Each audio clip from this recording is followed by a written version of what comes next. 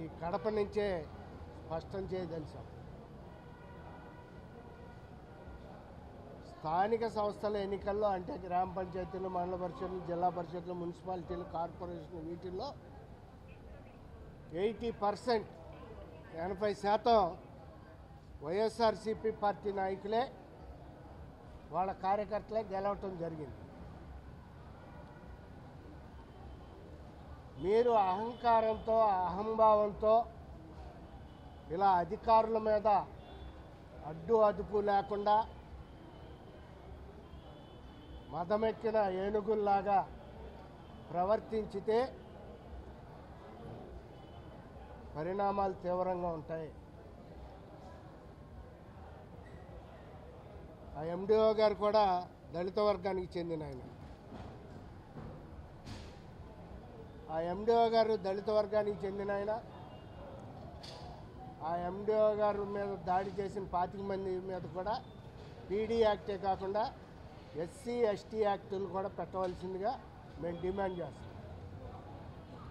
మేము ఒకటే స్పష్టం చేస్తున్నాం, ఈ వైఎస్ఆర్ పార్టీకి చెందినటువంటి సర్పంచులు కానివ్వండి, ఎంపీపీలు కానివ్వండి, లేకపోతే జడ్పీ చైర్మన్లు కానివ్వండి, మున్సిపల్ చైర్మన్లు కానివ్వండి, కార్పొరేషన్ చైర్మన్లు కానివ్వండి, ఇప్పుడు మీ జగన్మోహన్ రెడ్డి ముఖ్యమంత్రి కాదు, మీ వైఎస్ఆర్ పార్టీ అధికారంలో లేదు. గుర్తుంచుకొని బాధ్యతాయుతంగా మీరు గౌరవంగా వ్యవహరించడం నేర్చుకోండి. జగన్మోహన్ రెడ్డి జమానా అంతమైంది. ఇటువంటి అరాచకాలు మీరు చేస్తే ఇక చూస్తూ సహించేది లేదు. ఇవాళ చంద్రబాబు నాయుడు గారు తలుసుకుంటే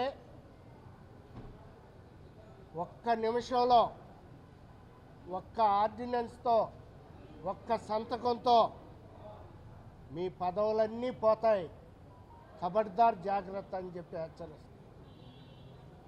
ఈ సంఘటన ఈ ఎండిఓ గారిని కొట్టడానికి ముందే మీకు మామూలుగా అయితే అవిశ్వాస తీర్మానం పెట్టడానికి 4 సంవత్సరాలకి అనుమతి ఉంటుంది పంచాయతీరాజ్ చట్టంలో. దాన్ని మార్పు చేసి 2.5 సంవత్సరాలకే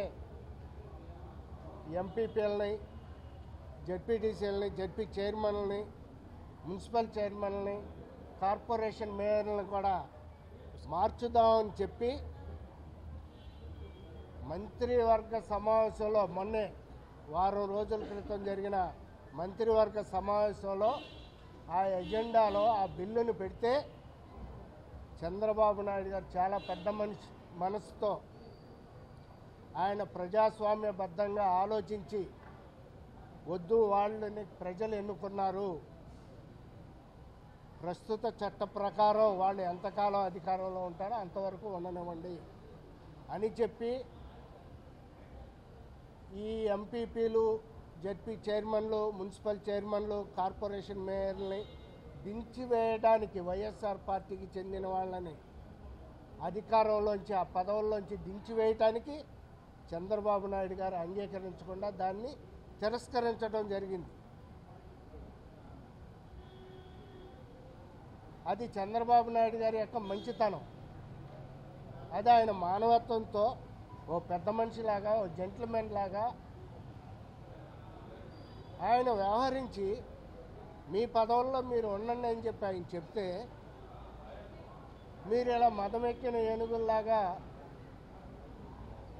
అధికారుల మీద, ఇతర ప్రజాప్రతినిధుల మీద దారుణాలు చేస్తూ ఇలా దాడులు చేస్తే చూస్తూ సహించేది లేదు. ఒకటే చెప్తున్నా, చంద్రబాబు నాయుడు గారి దయాదాక్షిణ్యాల మీద, ఆయన మంచితనంతో మీ పదవులు నిలబడి ఉన్నాయి అనే విషయాన్ని వైఎస్ఆర్ పార్టీకి చెందినటువంటి వాళ్ళు గుర్తుపెట్టుకోవాలి. మీ పదవులే తీసేయాలంటే ఒక్క నిమిషం, ఒక్క ఆర్డినెన్స్తో ఒక్క ఆర్డర్తో మీ పదవులు తీసివేయచ్చు. చాలా చోట్ల ఇలా ఓవర్గా చేస్తున్నారు. మీ కడపలోనే కడప కార్పొరేషన్లో ఎమ్మెల్యే గారు వెళ్తే కుర్చీ వేయని అంటాడు ఆయన మేయర్ గారు. సరే చట్టంలో లేదని అంటున్నాం, కరెక్టే, మేము ఒప్పుకుంటున్నాం. కానీ చట్టంలో లేకుండా గతంలో వైఎస్ఆర్ పార్టీ అధికారంలో ఉన్నప్పుడు కమలాపురం ఎమ్మెల్యే రవీంద్రనాథ్ రెడ్డి గారిని, అలాగే కడప టౌన్ ఎమ్మెల్యేని నీ పక్కంటే ఎలా కూర్చోబెట్టుకున్నావు? చట్టంలో లేనప్పుడు మేయర్ కుర్చీ పక్కంటే ఆ ఎమ్మెల్యేలకు ఎలా కుర్చీ వేశావు? ఈ రోజున వచ్చినటువంటి తెలుగుదేశం ఎమ్మెల్యే మాధవ్ గారికి నువ్వెందుకు కుర్చీ వేయనంటున్నావు? ఇది వివక్ష కాదా? రాజకీయ అజ్ఞానంతో వ్యవహరించే చర్య కాదా? మేయర్ గారు తెలుగుదేశం పార్టీ తలుచుకుని చంద్రబాబు నాయుడు గారు తలుచుకుంటే ఒక్క రోజులో నీ ఉద్యోగం ఊడిపోద్ది. రాష్ట్ర వ్యాప్తంగా ఉన్న కార్పొరేటర్లు కానివ్వండి, మున్సిపాలిటీలో ఉన్నటువంటి కౌన్సిలర్లు కానివ్వండి, మండల పరిషత్తుల్లో ఉన్నటువంటి ఎంపీటీసీలు కానివ్వండి, తెలుగుదేశం పార్టీ ఒప్పుకుని చంద్రబాబు నాయుడు గారు ఒప్పుకుంటే వాళ్ళంతా తెలుగుదేశం పార్టీ వైపుకి రావడానికి సిద్ధంగా ఉన్నారు. మిమ్మల్ని అవిశ్వాస తీర్మానం పెట్టి దింపివేయడానికి ఒక్క నిమిషం కూడా పట్టదని చెప్పి నేను హెచ్చరించడం జరుగుతుంది. ఎందుకంటే పంచాయతీరాజ్ ఛాంబర్ అధ్యక్షుడిగా, సర్పంచుల సంఘం గౌరవ అధ్యక్షుడిగా, మీ కుటుంబ పెద్దగా